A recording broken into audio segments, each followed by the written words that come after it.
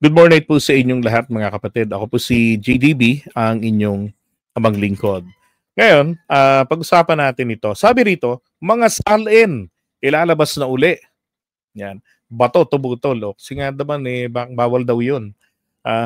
Sabi nga, bakit nga naman daw po sa mga amo niya agad? Di ba? Bakit agad daw sa mga Duterte ang parang nasa first menu ng lalapain nito ni Boyeng Rimulya? Oh. Ngayon, natawa naman ako rito kay Bato de la Rosa. Kasi totoo naman yung sinasabi nga na sa ngayon po bawal po ilabas yung salin.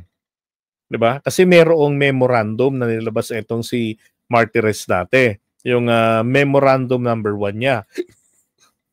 Ito yung natawa kong reaction niya noon Hindi ba to, sabi niya, bakit ang first order of the day niya ay nakatutok kaagad sa mga pag-imbestiga kay Sara Duterte? Sabi kasi ni Boyeng, lilinisin natin ang pamahalaan sa pamamagitan ng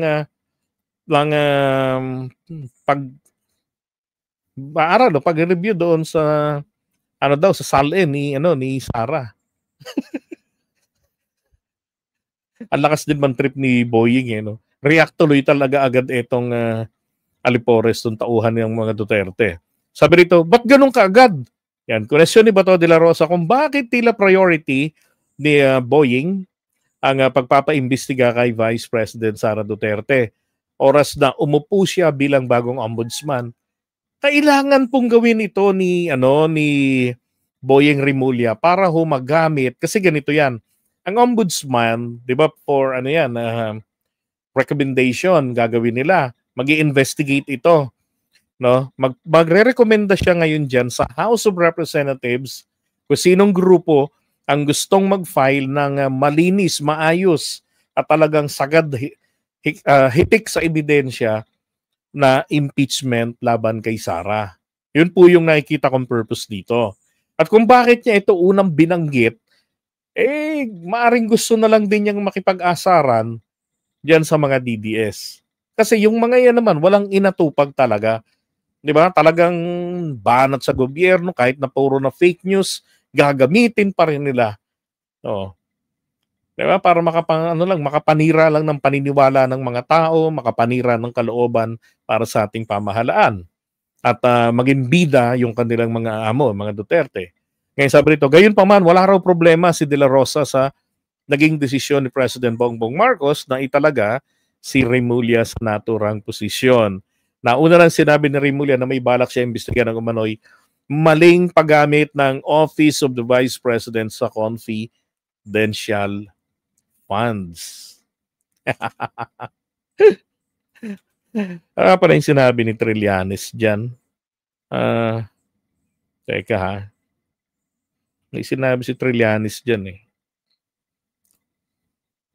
sa nitong DDS. Imagine myself cutting his head.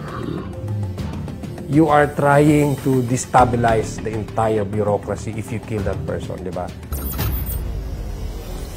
Huhukayin ko yung tatay ninyo. Grabe talaga. Itatapon ko siya sa West Philippine Sea.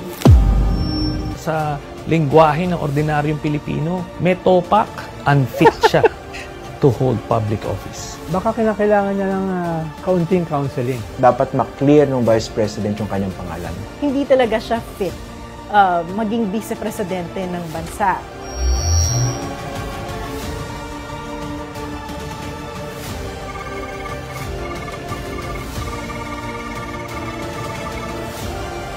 Okay.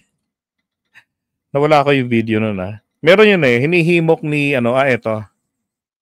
Nanyo doon ay yung committee report po ng House. Sabi ni Trillanes, sinimok si Ombudsman Rimulya na bigyang priority ang confidential funds issue ni VP Sara. At ito naman nga yung tugon niya. On the confidential funds ni Vice President Sara Duterte. Marahil, andyan na yan Actually, nandiyan na naman sa Ombudsman ang mga report na yan. At bubuklatin natin, pag-aaralan at tatanungin natin yung mga may hawak doon ngayon. mga may hawak at yung may tungkulin na hawakan ng mga kasong yon. Okay. So yun. So isa sa mga priority niya. Kasi bakit naman din kailangan niyang harapin yan?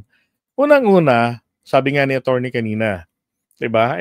Matagal na matagal lang nasa usapan niya ng nasa menu na yan eh. Topic na ng publiko yan na pinag-uusapan talaga yan. Hindi naman kasi maikakaila talaga na nagkaroon ng problema sa paggamit maling paggamit ng confidential funds etong si Sara. 'Di ba? Unang-una, ayaw ipaliwanag hanggang sa mga dokumento na mismo ng Commission on Audit ang nagpapakita ng pruweba. Kaya nagkaroon ng notice of disallowance eh.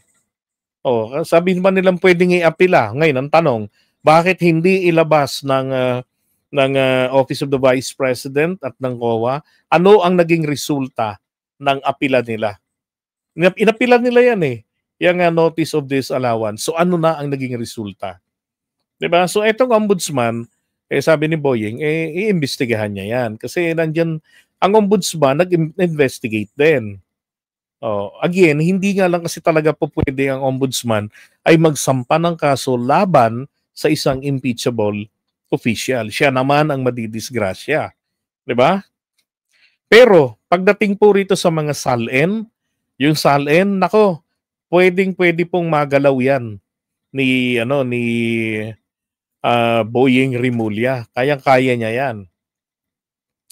Ito kasi may salarin eh. Sinasabi nga diyan, willing siyang matanggal sa kanyang pwesto kaysa naman daw sa labagin niya yung kanyang sariling memorandum na inisyu niya noong nakarang taon. 2021 ginawa niya yon. Teka, September 1, 2020 niya po nilabas yung kanyang memorandum na yon. Ayan na kung saan naging sobrang limitado ang access ng publiko to the point na talagang walang makakita. Kasi ultimo yung grupo ng mga lawyers noon, dininay niya yung request nila na makita yung SALN. Katuwiran nila, ano bang gagawin niya sa SALN? Merong mga restrictions sa paggamit ng SALN, illegal na pag-access dito kung hindi pa ito naka-release for public consumption. Nakakuha kang kopya, nilabas mo, labag yun. Yung Data Privacy Act, pwedeng may mga sensitive info, okay, nang may minor o kung sino pa mang member of the family ng may-ari ng SALN. Diba? Ang dami niyang kuskus balungos. Samantalang dati, bago yan, yung Memo 1 niya, available yan sa publiko, nakaka-access dyan ang media o sino mang taong bayan. Hindi nga kailangan taxpayer eh. Nakaka-access. Pero tinago niya kung tutuusin. Ngayon, dito kay Boying Rimulya, kayang-kaya niyang gawin to. Hindi niya nga kinakailangan ng hindi niya kailangan ng merong recommendation urging him to investigate on certain matter. Walang ganon. Pwede siyang kumilos proactively. Motu proprio. Kayang-kaya niyang gawin yon. Magsariling kusa siya ng investigation. Kung gusto niyang makano niya yung AMLAC para makita yung mga certain bank accounts. Katulad yung dating, kalimutan yung pangalan dating Deputy Ombudsman, Karandang, di ba? Na ginawa niya yon. Nakita niya yung mga dokumento, yung bank records ni Duterte. Pwedeng gawin niya yon. Lalo ngayon. At yan ang pinakamatindi pong dahilan, not because maipakukulong Churvanes, makakasuhan si VP Sara. Hindi. Pagkos makakalkal ni Boying Rimulya together with AMLAC, makakalkal niya ang SALN ng mga Duterte. Yung mula 2018, 2018 yung yung mga 2018 hanggang sa 2022 SALN ng mga ni Duterte, nila Sara, magiging available yan sa publiko. Kayang-kaya niyang gawin yan. Dahil hindi naman ito pinagbabawal, SALN sa public document. Dapat accessible yan for public scrutiny. Siyempre, bawal dyan yung mga libelous statement laban dun sa may-ari. Pero again, pwede pong makita ng taong bayan yan na siyang tunay na amo nila. Di ba? Taxes yung galing sa kanila yung pinampapasahod dyan eh. That's right. Inalis niya si Karandang. Ang mali naman din po dito ng mga taga-Supreme Court na sabi nga ni Gedon ay young puppy of the Dutertes, hindi po umaksyon. Nagkaroon na ng ruling dati dyan ng Korte Suprema. Sinasabi, walang jurisdiction ang presidente sa ombudsman or kahit yun sa deputy ombudsman. Pero tinanggal nila. Ginamitan nila ng ibang paraan. Na kesyo nag-disclose ng information, unauthorized disclosure, mga ganon-ganon. Ginamit nila yung parang sa civil service para matanggal. Pero ganon pa man, wala pong jurisdiction ng presidente sa kanya eh. Diba? Ay nako.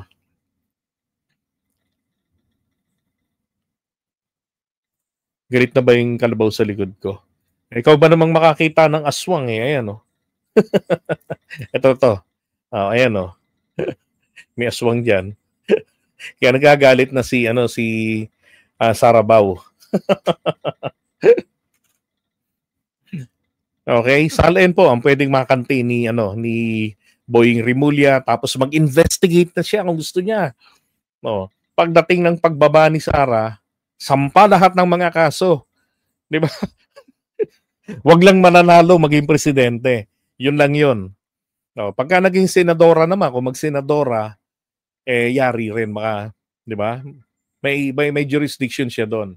Pero diyan sa sinasabi naman nila na meron kasing memorandum yata ng 91 etong ombudsman, wala silang jurisdiction sa mga senador. Problema pa pala yun pag nagsenador din. Ay nako, kaya si Joel Villanueva hindi nakulong, prinotektahan ng dating ng mga senador, dating Senate President noon. At the time naman ay si Coco Pimentel naman dati.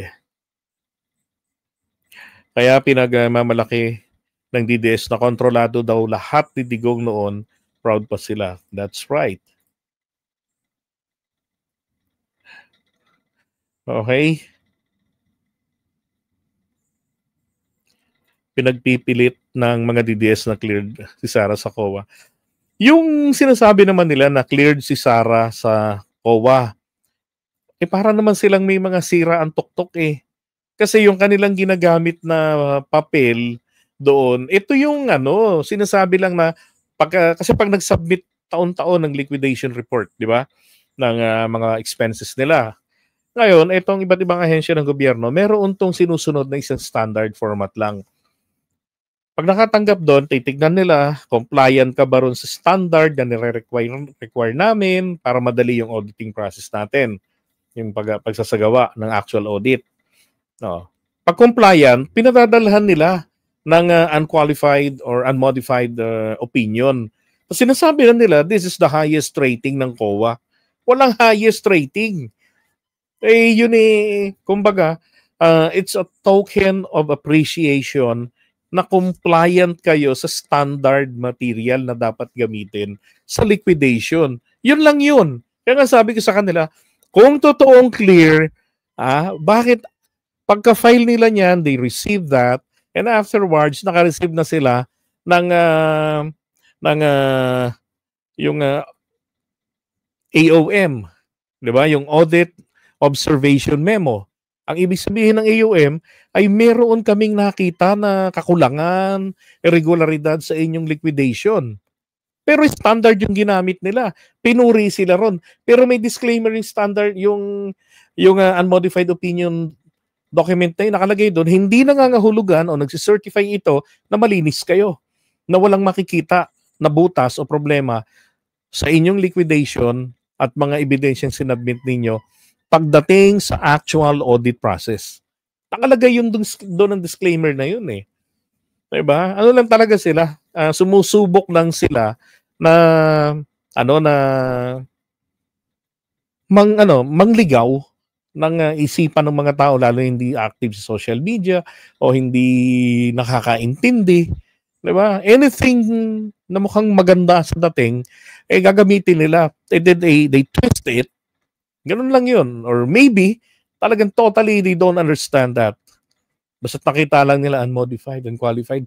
Ang ganda yata ng sinasabi. Ito yung highest rating. Sabi nga ni Professor Chita Cabanza, di ba? Si JC Chits dito. Walang ganun. Yan nagpapakita lang yan ng yun, accounting professor yun sa DASMA. Nagpapakita lang yan na yung dokumentong ginamit nila, yung liquidation, yung material na yan, ginamit nila yung standard na required. At doon, natuwa ang COA sa kanila. Yun lang yun. Sabi nito ni Bermudez, corrupt government officials, so they show no more fear of the ombudsman. Kumbaga, mga magnanakaw daw ngayon sa pamahalaan, hindi natatakot sa ombudsman. Yan, some grafters behave as if this anti-corruption agency doesn't even exist. Tatakot ba naman sila? Kung si Digong lang, di ba, protected masyado. Perhaps the biggest misfortune of the agency is to have Martires as ombudsman. Ironically, he was appointed by an administration that promised no corruption. It was such a joke. Yeah, apparently. Okay, so ito naman pag-usapan natin.